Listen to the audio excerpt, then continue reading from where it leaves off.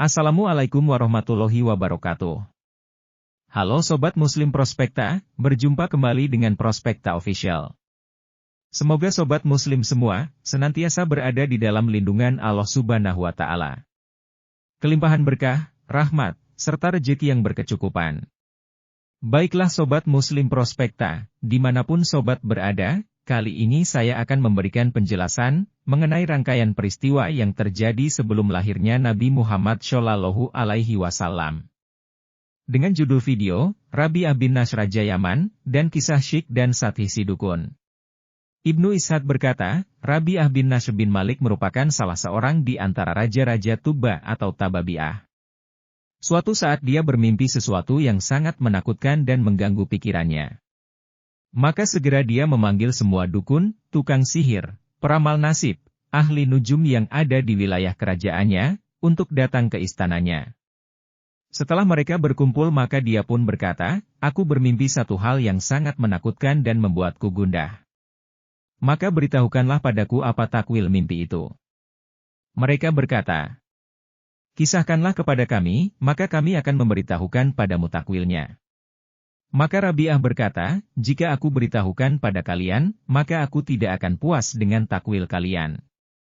Karena sesungguhnya ada yang tahu takwilnya kecuali orang yang tahu tentang takwil itu sebelum aku beritahukan mimpi itu padanya. Maka salah seorang di antara mereka berkata, jika raja mengingin hal itu maka hendaknya raja mengutus seseorang untuk memanggil Sathi dan Syikh karena sesungguhnya tidak seorang pun yang lebih mumpuni ilmunya daripada keduanya. Keduanya akan memberitahukan padamu tentang apa yang engkau tanyakan. Adapun nama Sathi adalah Rabi bin Rabi'ah bin Masude bin Mazin bin Sibe bin Adi bin Mazin Ghassan. Sementara Syikh adalah anak dari Sabe bin Yashkuri bin Ruhm bin Afraka bin Kasr, bin Abkara, bin Anmar bin Nizar. Anmar adalah bapak dari Bajilah dan Hasham. Maka dia pun mengutus utusannya, untuk menghadap padanya. Sathi datang lebih awal daripada Syikh.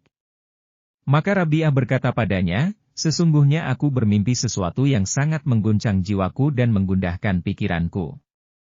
Maka beritahukanlah padaku, karena sesungguhnya jika benar, maka takwilnya juga akan benar. Sathi berkata, aku akan lakukan.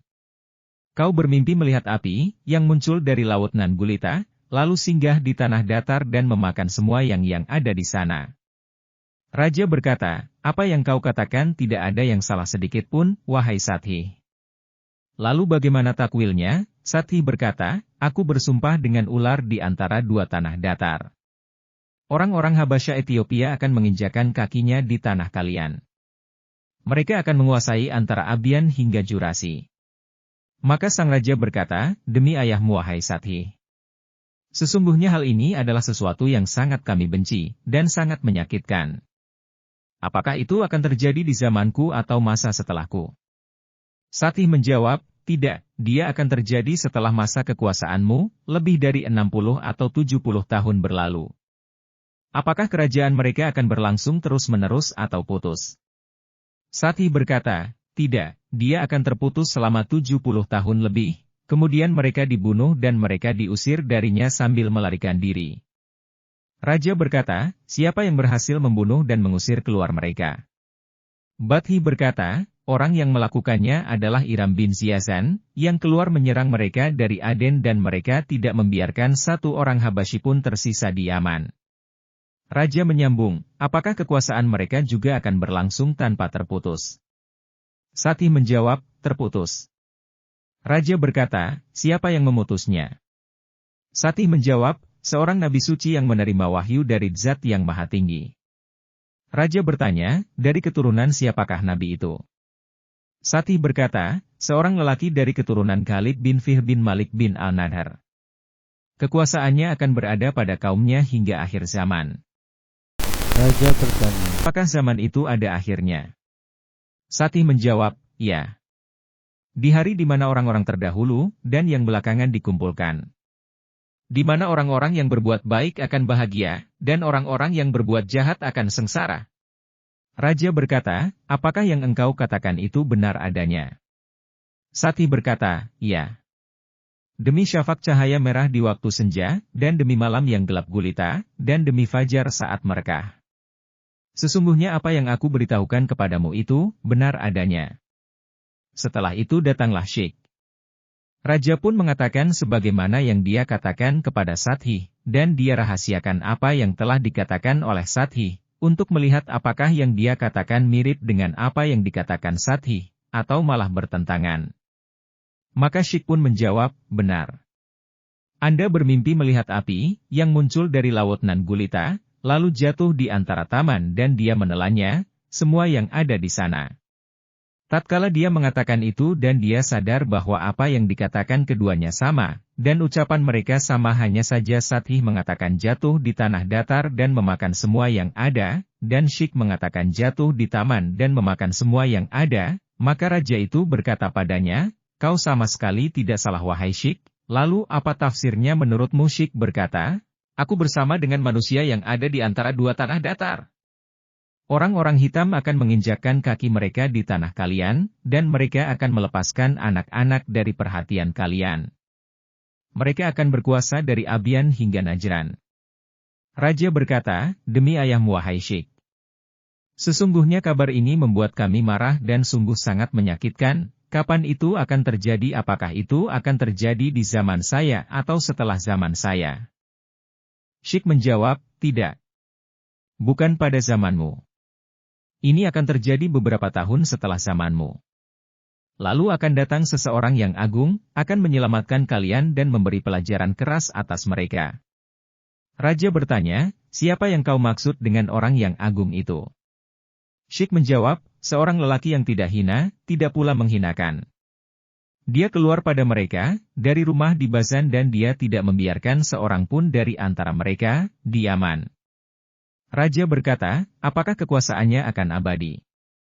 Dia menjawab, tidak. Dia akan terputus dengan datangnya seorang nabi yang diutus, yang datang dengan keadilan dan kebenaran, di antara orang-orang beragama, dan orang-orang yang memiliki keutamaan. Kerajaan akan berada di tangan kaumnya, hingga hari pembalasan, atau kiamat.